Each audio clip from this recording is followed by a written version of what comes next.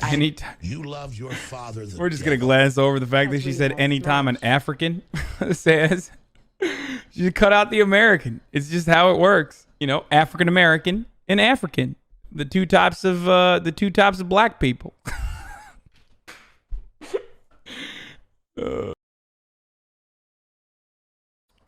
Lena Dunham do a video for Bernie if he wins? I sure hope not.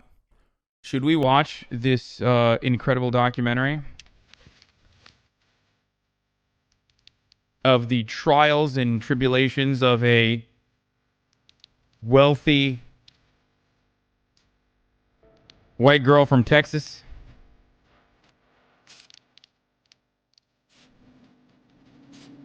Who was a young conservative?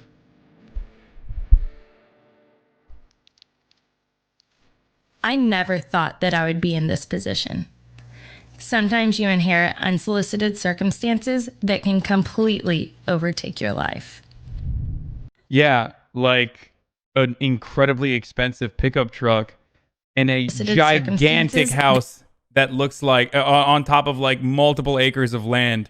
Wow. These are the circumstances that genuinely, I hate to see it. These are the circumstances that genuinely are terrifying. I may never be able to understand why it happened to me. Thank you, the bread pill. But I am able to choose how I respond. What was that? Is that? And why it happened to me. But I am able to choose how I respond. I love that. I love that. Is she going to destroy this deer? This poor deer? Are they going to show? This deer just gets absolutely demolished? Life has a way of teaching us lessons. Lessons that we never asked for. Lessons that we never thought that we would need. Lessons that change us forever. Some people in your life may only be around for a season, but those people, they are the ones that can impact how you live the rest of your life. When Kendall was young, we saw that she had the drive in her. She wouldn't give up. She would keep competing and keep competing, keep doing what she did until she got it right. She wasn't going to go off. She didn't want to lose. If you came in second, you lose. She got her good looks from her mom, but she definitely has a lot of her dad's traits in her grit and determination.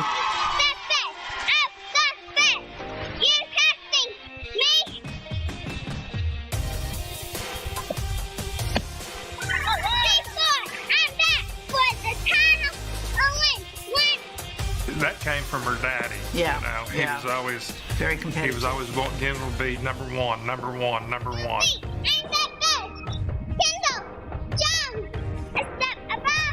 She's never really been afraid to be. This is really weird.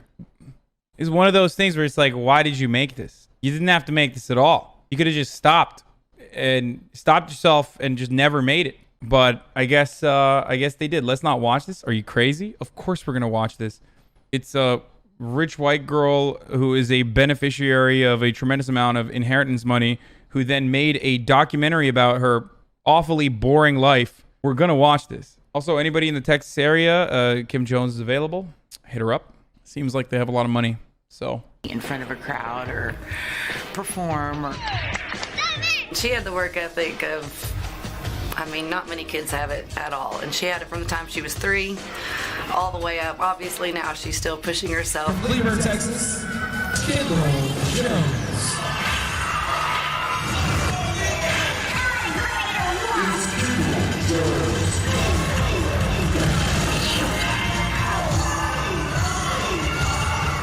Being raised with my family, I was the only child, so I was one of them. They always treated me like I was a young adult. They never treated me like a baby, and so I matured a lot faster than people my age. My friends were always older than me because of select sports. I was always in the bracket above my age, so I always was with older people, and my parents, I would ask them questions.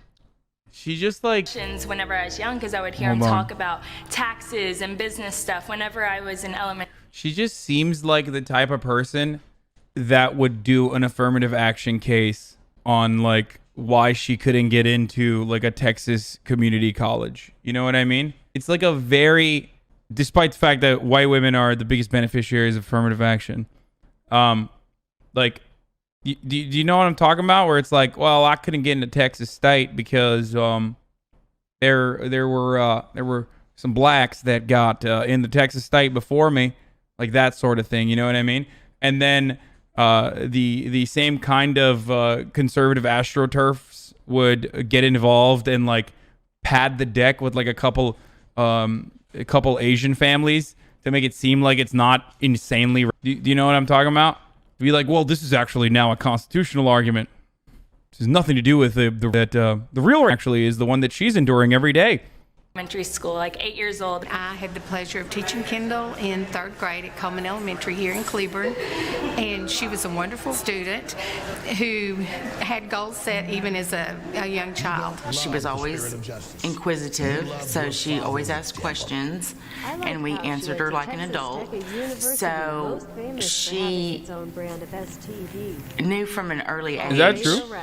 About hard work. I always say that I have my dad's insides and my mom's outsides because I look exactly like my mom, but I think, work, and have mannerisms just like my dad's. My dad was definitely an entrepreneur, and whenever him and my mom got together, they worked as a team to build the businesses from the ground up. He built car washes, he had many storage buildings, we started gas stations, sold those. See, now, as you all know, I'm a big fan of gas station entrepreneurs. This is a newly found interest of mine. I love gas station entrepreneurs. Owners of gas stations are the real troops. They are America's real heroes, especially ones that end up confronting people who steal Kit Kat bars from their gas station and then film it on their CCTV. I love those people. So I'm going to put the gloves back on for her, is what I'm saying, considering that she now is an owner of a gas station as well, since her father died. Did everything like that. We had apartment buildings, we had duplexes, we rented out different houses. So we were insanely, incredibly wealthy, like just silly to even discuss any sort of adversity whatsoever with the amount of wealth that we had, with the amount of prosperity that was afforded to me before even when I was a protein in my father's balls, basically. Incredible wealth. Because I was a part of everything that my parents did. And so we had decided to do a trip and take Kendall when she was about 8. When we eventually told her, hey, we're going to Africa, she was beyond excited. She went and told, her teacher at school, because she had to miss school like the last week or so. And everybody was real excited for her because going over there is a learning experience itself. Kim and Cody came in the room after school one day, and they wanted to know if it would be all right educationally for her to miss the last part of school. And I think it was like 3 weeks maybe that she would have missed. And I was Are they going to get to the adversity? Yes, it would be perfect for her to go. What an educational thing. Most kids would never do in a lifetime. So whenever I was 8 years old, my parents were saying, we're going to Africa. And I'm like thinking of all these different things in my head. Her mother and I were both real nervous. Well, and her dad was too. Yeah. And we were not papa. happy with it. Yeah, we were not happy with it. I mean, we were happy for her, but we were really concerned about what was going on over there. I still have her passports and pictures of her and her mother. They're still in my safe because that's how worried I was. Okay.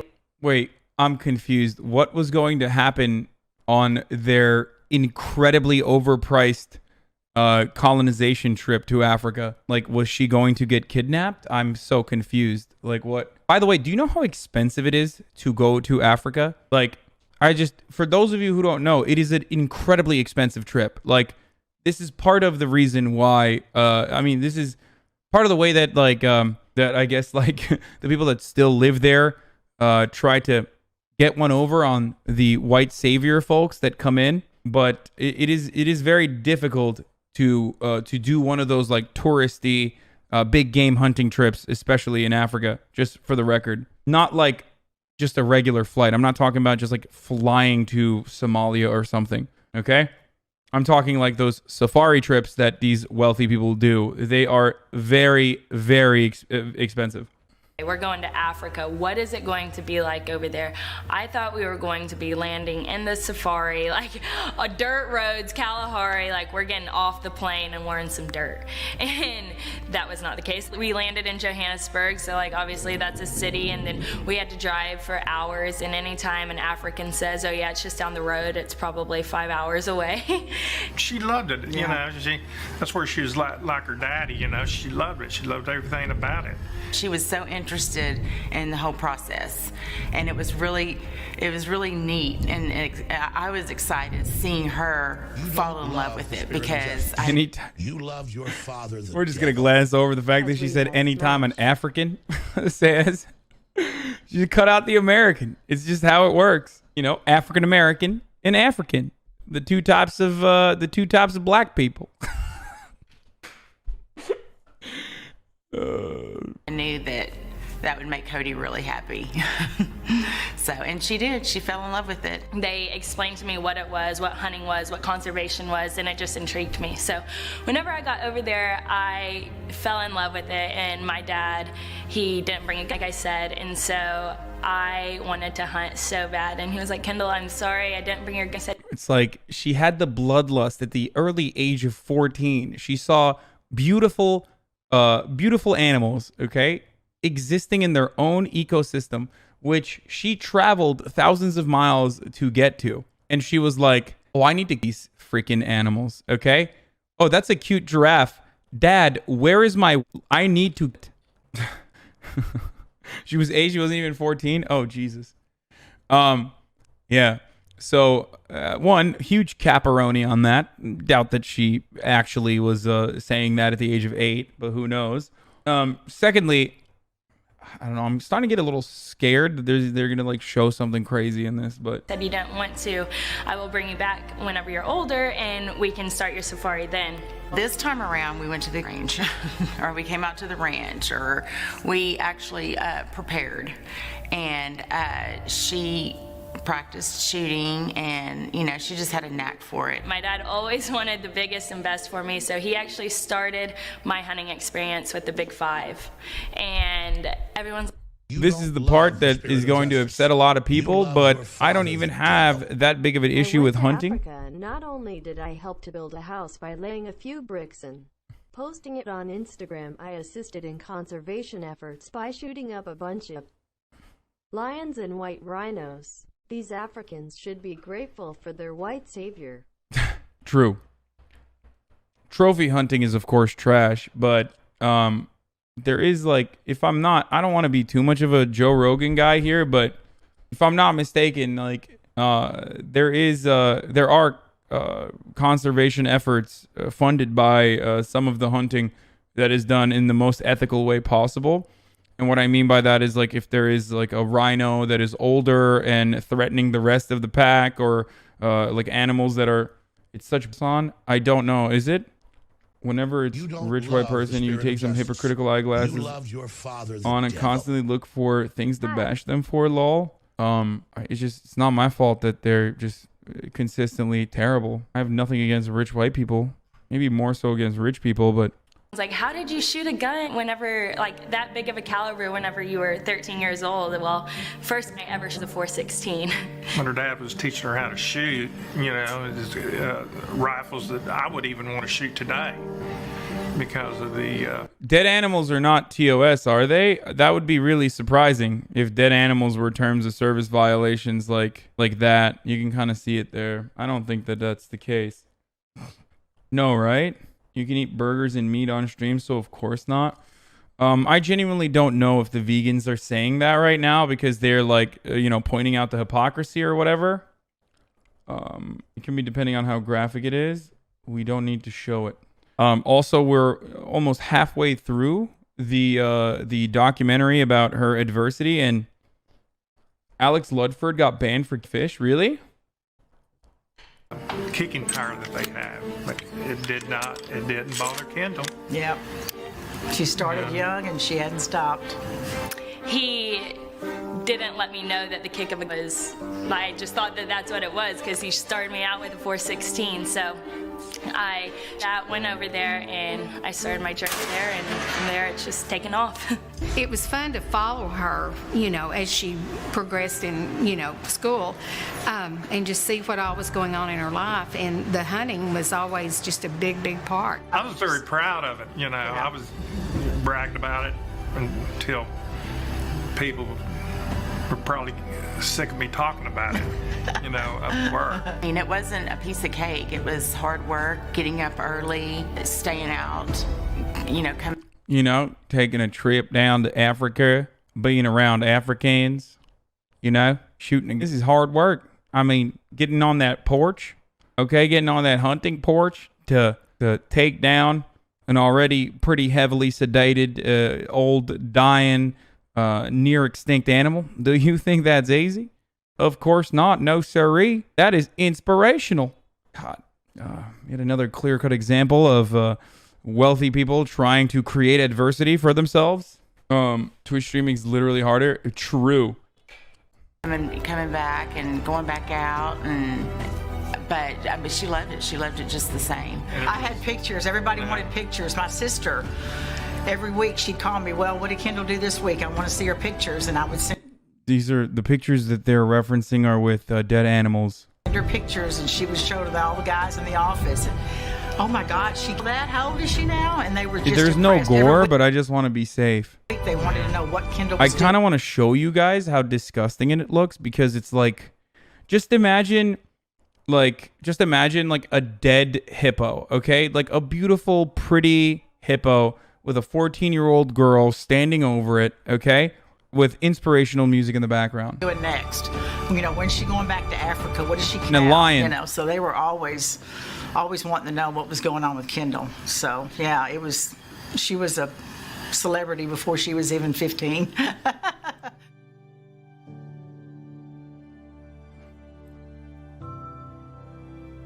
Well, Kendall, we've moved locations. We're in the Kalahari now, proper Kalahari, and and more specifically, we're in the northwest region of South Africa, probably only about 20 miles as a crow flies from the Botswana border.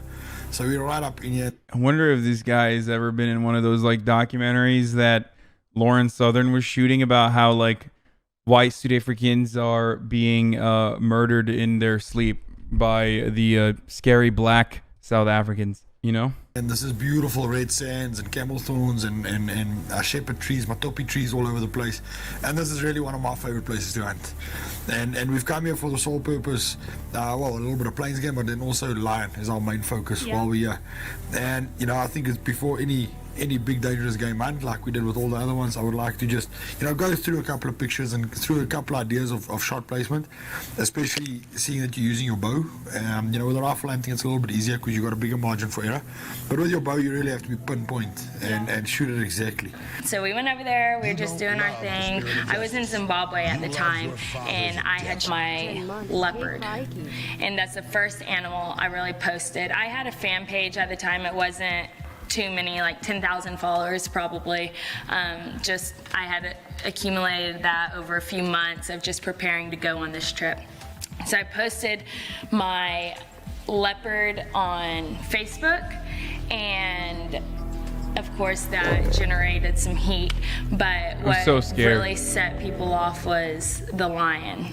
Well, let's move on now. I want to talk about 19-year-old Kendall Jones. It's drawing some... Okay, I'm just going to stop doing that. I'm just going to stop changing the screen every now and then.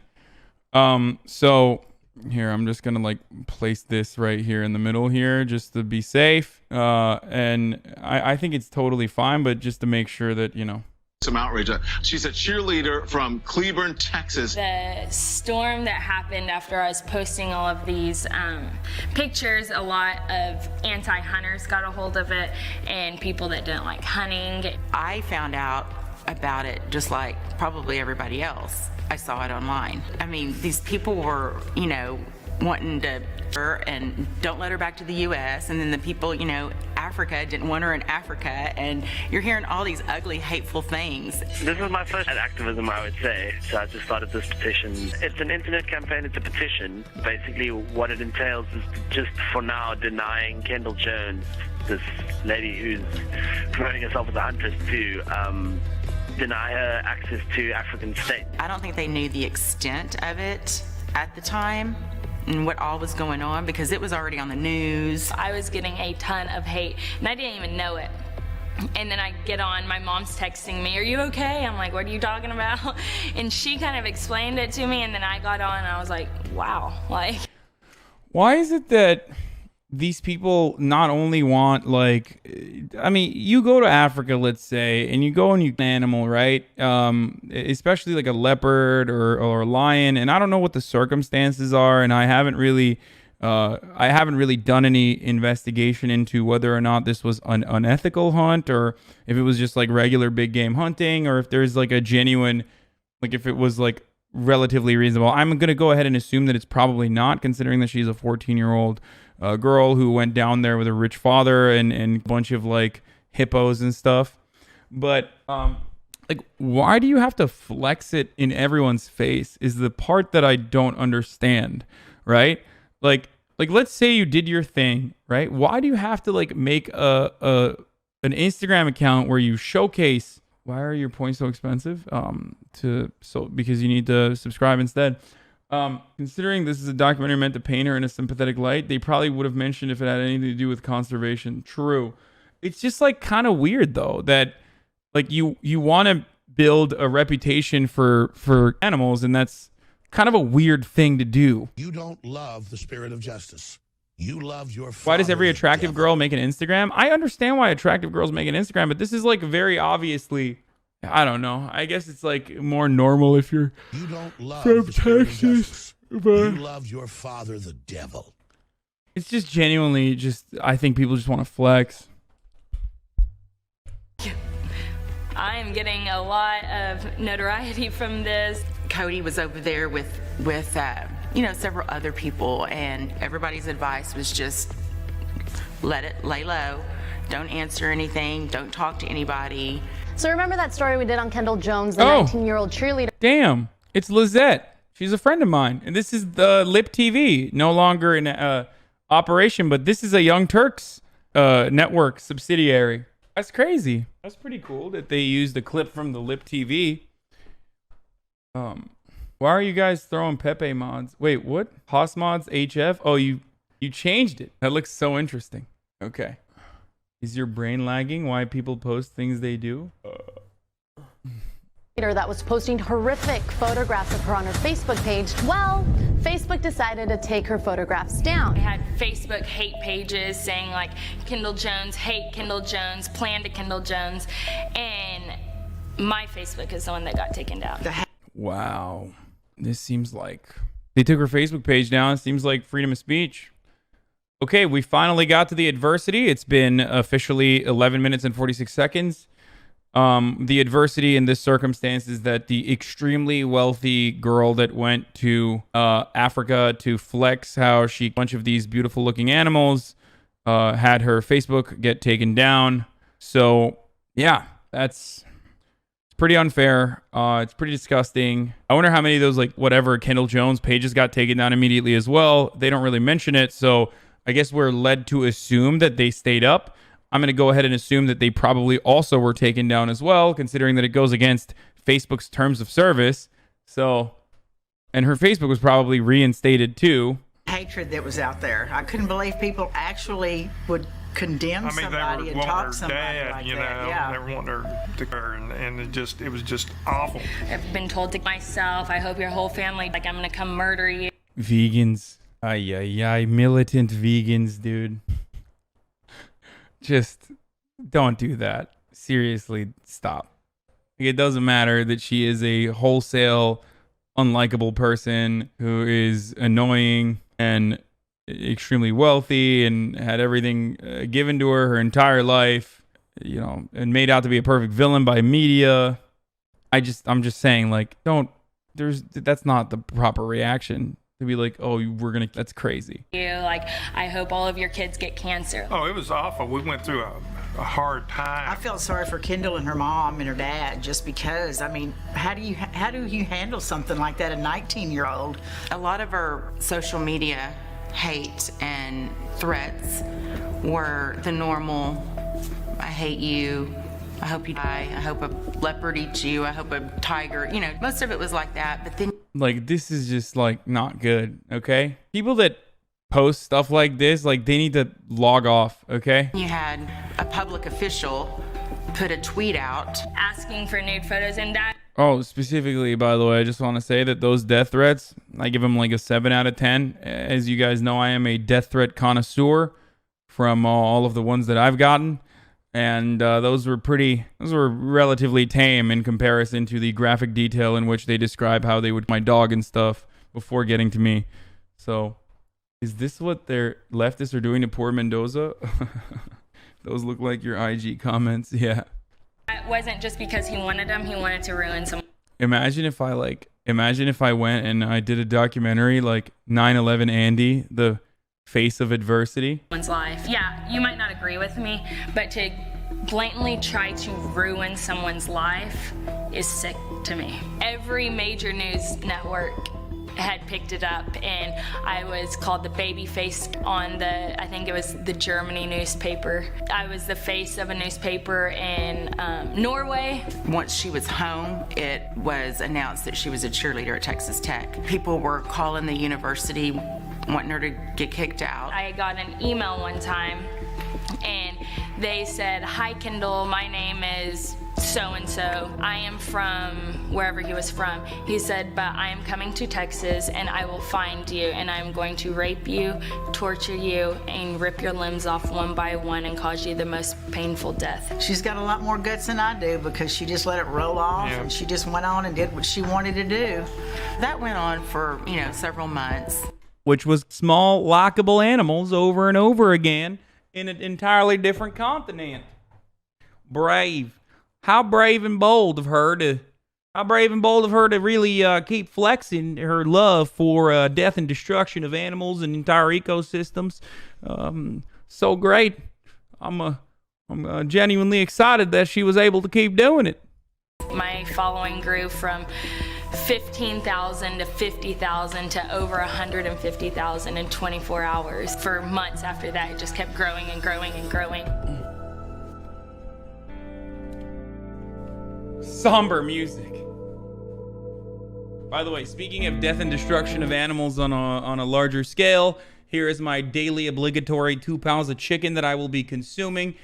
So, you know, I'm a gigantic hypocrite for even criticizing this person, as I eat 2 pounds of animal flesh.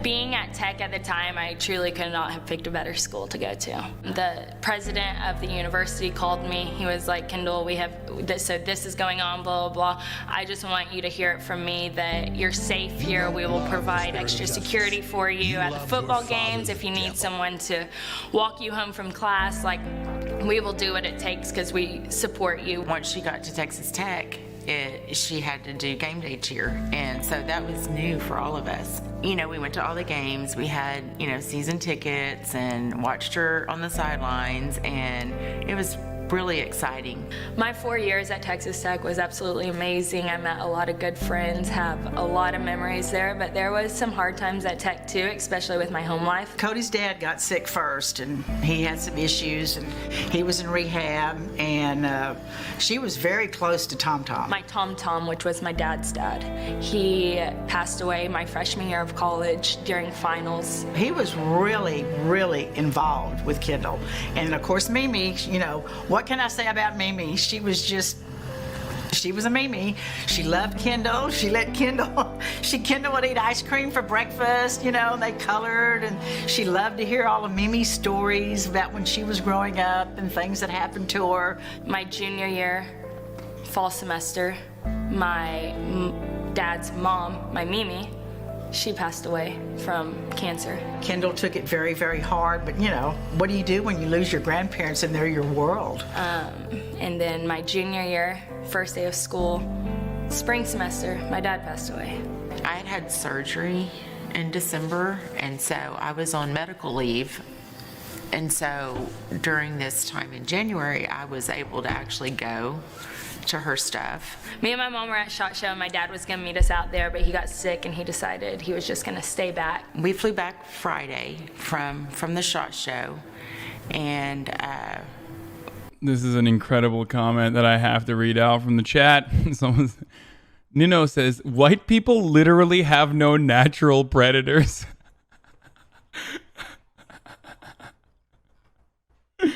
Oh, just except for heart disease, but you know, I guess you're right.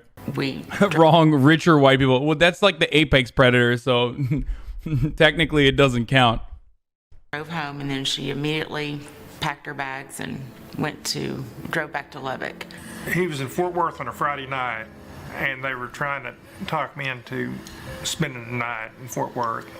He says, no, I think he said that he had to go to Midland, Odessa the next day, that he was going home. I'd unpacked and caught up on my mail and talked to Cody for about an hour. My foot was swollen, so I just took my pain medicine, decided I was just gonna sleep.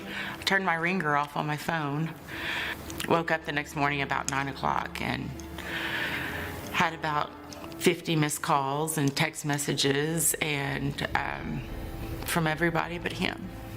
So I just knew. Well, Kendall called us first, wanted to know what was going on. And she goes, well, everybody's texting me all this stuff. I said, I don't know. And she goes, well, I can't get a hold of my Okay, I'm not going to show mom. that. And I said, well, is she at home?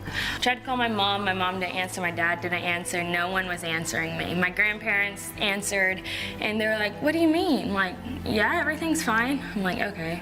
So then I called my aunt, and she's the one that found out. I was the first one to be told, and my world fell apart.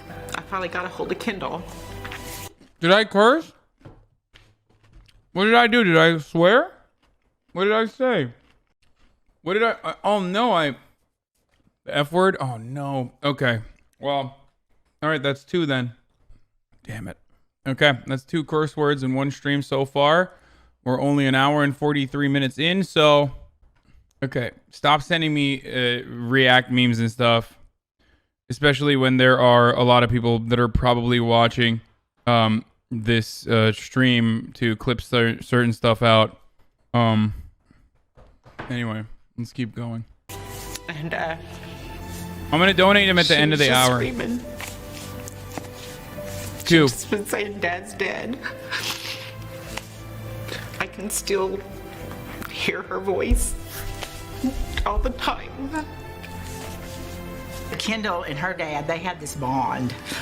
I mean, they were like, well, they were very competitive. They were very competitive, and they're know. exactly like each other. He gave me my ambition, my entrepreneurship. Here's my hunting buddy. So, here's my dad. I was his only little girl and only child. Everything that a kid goes through or growing up or anything, you know, their parents normally have felt, you know, I know what it was like to, you know, my first love or my first heartbreak or, you know, not, you know, being able to do something or, you know, I've kind of been through all that, but I've never been through losing my dad. So I really didn't know how she felt. That was hard. Because you can't take that pain away. To have people say you deserve to have your dad is pretty intense, especially with the way he did. He was in a car accident. She would ask me, you know, you think Dad would be disappointed because I wonder where it was going. She didn't go through with her plan. No, I don't think he would be disappointed. She's 24 now. She's 24 years old, and she's probably lived a lifetime of several of other people, yeah. 70-year-old men. I am a true believer that everything happens for a reason. So I know there is a reason for it. I don't know why. We're very proud of her, everything that she's ever done. We've been proud. Me and my mom both. She has been an absolute saint. It wasn't in my plans to take over the ranch and take over this big house and everything that he worked his whole life for. I wasn't ready to take. Now imagine being a part of the 40% of Americans who don't have $400 additional to cover emergency medical expenses.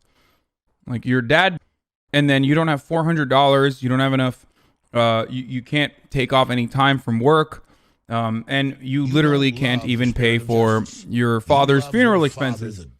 When this person's father, and it's a terrible thing. I mean, to lose a loved one at such an early age, I'm not going to minimize that. Spirit of justice. But just You love to your remember father, to the put this into I've some killed a sort bunch of to put this into some sort of like Please celebrate me. applicable situation here, or like to put the to give you guys a frame of reference. Like, that's how 40% of Americans live. She got an estate after her father.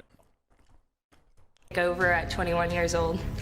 So now I'm 24 and still not ready for it, but me and my mom are moving slowly but surely. We have a lot of help. She has all kinds of ideas for the ranch that she wants to do out here, and I think it's really refreshing. Put into perspective, yeah, I don't know. I'm having a brain fart moment. To have her kind of pick up where he left off. And now she's animals extra hard in honor of her dad.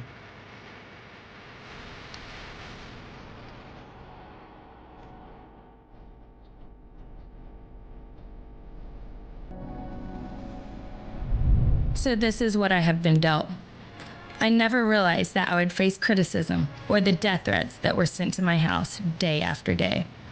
I could have never predicted that I would lose my dad, my mentor, my best friend in life when I was only 21 years old. The lessons... Why doesn't she that little thing? My best friend in life when I was only 20...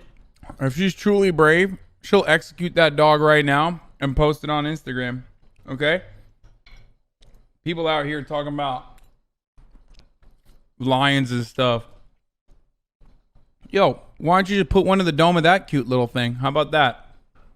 Please don't talk with your mouth full. I and a lot of others in chat have misophonia. Okay, well, sorry, but I stream for 8 hours a day and I eat one meal a day. So I'm going to keep eating while I'm streaming. If that's a gigantic problem for you that you cannot overlook, then you can go to another streamer who doesn't. Just mute the mic. Okay, well, I'm going to react to Andy, so I can't do that. There might be a react opportunity where I unmute. 21 years old. The lessons that I have been through have prepared me for what is to come. I may not be able to tell you exactly how the future is going to turn out, but I can tell you that I am more than equipped to face what is ahead of me. You know, which is a multi-million-dollar, multiple acre farmland in the middle of Texas, and just a load of money. Oops, that's 3. You don't love the spirit of justice. You love your father, the devil. ID still smash. So I love this because it's just like, I went and I did some. Wait, isn't that 3? Why is that 4? You said damn before? Damn doesn't count. You guys are being insane. Yeah, I'm not counting damn. Like, that's psychotic. Damn is not a curse word. This is not, Catholic school or whatever. No, it's not. Take a whatever she said, whenever. Responsible hunting equals conservation. Time people realize this. Damn, here comes the tears, says Albert Flores. There is nothing more conservative than crying over a person who is always going to have a better future than you and defending their interests. This is at the heart of conservatism. This is everything that conservatism symbolizes. So I loved every minute of this documentary. I've been following this since the beginning. We have a mutual friend, Ryan, with DBLER helicopter. Like, this guy has a helicopter friend. What is that? My eyes are not dry. You are strong. You are the all-American women. Okay, let's watch this turning point propaganda, as Poke would say, about why hunting helps. Kendall Jones, and in 180 seconds, I'm going to convince you that hunting does not hurt animals, it helps them. By the way, a lot of you guys are going to get mad at this video. And my office is pretty woke on this sort of stuff, so I'm not just going to say, I wish people had the same energy against, like, Iraqi civilians. You know what I mean? But let's keep it real. There are a lot of people who feel this way about, who would get upset at this video, okay? Who would then turn around and make that exact same argument about why it is an absolute necessity that military intervention had to happen in Iraq. Just gonna put that out there, that there are a lot of people who are gonna be like, how dare she say animals is good for animals? Also, it's totally fine that we went to Iraq and a bunch of people, we had to do it. We had no other option. Killing the Iraqi civilians don't hurt them. Well, the animals don't hurt them. Killing Iraqi civilians don't hurt them. Same energy.